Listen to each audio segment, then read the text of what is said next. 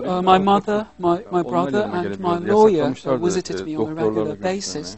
But other than that, I had no permission to meet with my doctor, with nurses, with my friends. I had no right to telephone. I had no right to go out into the garden. So there were many prohibitions like that. Finally, on this theme, and then we'll leave it, I have read at the moment some terrible things said about you at the present time. I want us to close it, and then we move on. Now, I realize you mightn't be able to say things because of legal situations, but what could you tell us for us to close all of that horrible, unsavory stuff out of our minds? Bu süreçle ilgili şu bilgiyi verebilirim. Ben ve birkaç kız arkadaşım ki bunlar çok. Well, about that legal situation, legal process, I can tell you that me and several of my girlfriends were found guilty of forming a crime gang and being gang leaders. So these girlfriends of mine are graduates of colleges and universities. They are very cultured ladies, they are very naive, and they do not know anything about being a member of the crime gang or whatsoever.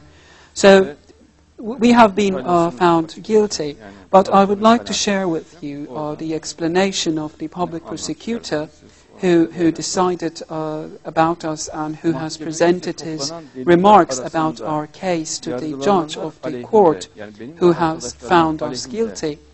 The prosecutor has, first of all, said that they have no proofs at all against us. The court has no proofs against the defendants, that is us. So the case cannot be supported. And the second point the prosecutor has made is based on the Turkish Criminal Code, which belongs to Act 148 and Article 4. In that legal explanation, it is very clearly stated that any statement which is taken without the presence of a lawyer cannot be valid. But when you look at the statements they have taken from us and the statements which have been filed for the court sessions, those statements were taken when we had no lawyers with us, and they were taken under conditions of torture. So the public prosecutor has made this point very clear and said that those statements which were taken from us forcibly could not be used as valid statements.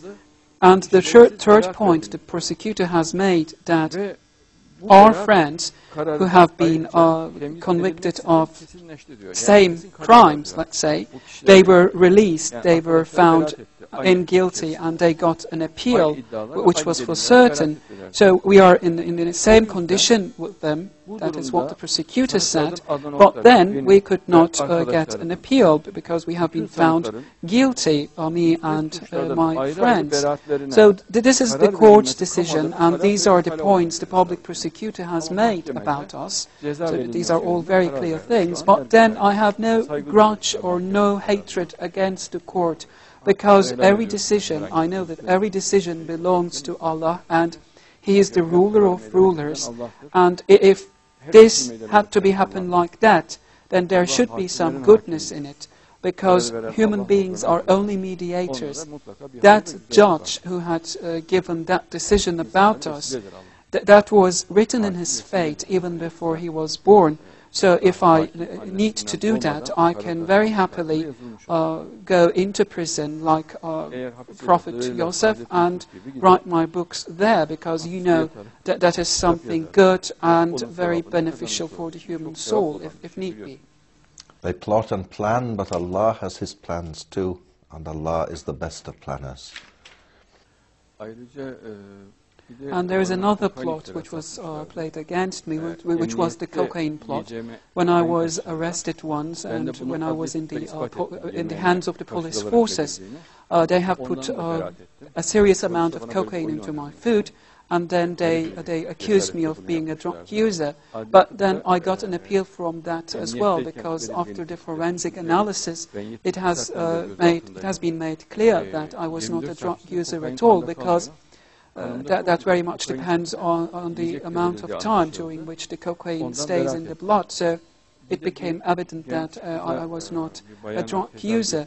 And another allegation which was made against me was that they accused me of raping a young woman.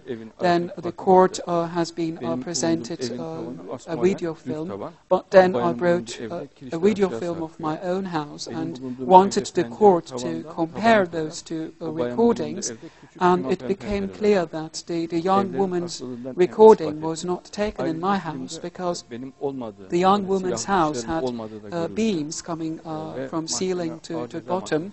On the other hand, I had a very ordinary ceiling in my house.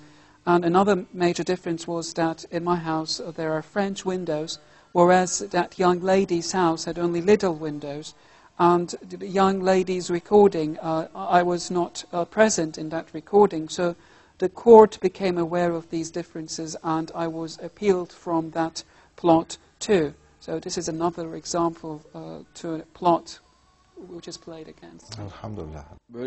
So there are many other incidents like these. This is only a small amount of it. I am not a scientist. I am the man in the street, a layman who knows nothing about science. If we wanted to talk about art or music, I could talk to you about art or music. Science, I know nothing. So what I want to ask you, brother, is, can you tell me, in a simple way, what your message to the world, your message to the Muslim Ummah is about creation? Well, about creation, what I can tell you in a simple manner is that it is something which every rational person would very easily believe. For example, we are sitting in this room and I'm looking at you and you're looking at me and we are seeing each other. So think of our brains where complete darkness pervades. The inside of our brains are completely dark. On the other hand, it is again in our brains that we have very lucid and clear images of one another or of the objects around us. For example, I am seeing you right now and you are seeing me, and I know that you are sitting next to me in a certain distance. So that image of you and images of all other objects around me are being produced through electrical currents in my brain. For example, I see the fabric of my jacket and I see the fabric of your jacket, and those two images are being produced at the very same spot in our brains and in my brain. So because we have the sense of depth, we have the sensations of touch, smell and seeing, and since these sensations are three-dimensional, I feel and I sense you as sitting apart from myself, and all this three-dimensionality is being produced by electrical currents. So if human beings spend one single moment on this very issue, they would very easily and in a very rational and very smooth way find themselves as true believers in the existence of God. So this is what every rational human being would have to think, and in a very simple way they would be led to true belief. Okay, so how then do these people who promote the idea of evolution, not Allah creating as we believe as Muslims, but us evolving through the centuries, this is presented to us as the norm. This is presented to young men and women at university, to students at school by their professors, as the normally accepted way of things. And anyone who questions this or says, no, this can't be so, they're made to look foolish. How can students, young men and women, ordinary Muslims, who are battered all the time for being Muslim, are being pointed fingers at, people saying Muslims are backward, they're not educated, they're not modern. How can young Muslims, ordinary Muslims, sincere believers, challenge this theory of how the universe was created and how the world was made? How can they do that in a simple way, so they're not made to look silly? When we look at the discussions and explanations about the theory of evolution, we will very clearly see that Darwinists themselves, in fact, do not believe in their own theory, because Darwinists are a group of people who do not believe in the existence of afterlife, they do not believe in a creator, they do not believe in the notions of hell because they are very afraid of those notions. So they go into something like a shaman ritual. They laugh at each other, they laugh at one another, and they go into something like a feast. And this is what I tend to call something like a paralysis. Because, especially scientists, if you're a scientist, it is impossible for you to believe in the theory of evolution. Darwin himself did not believe in his own theory, because I would like to quote a few quotations, a few statements of Darwin.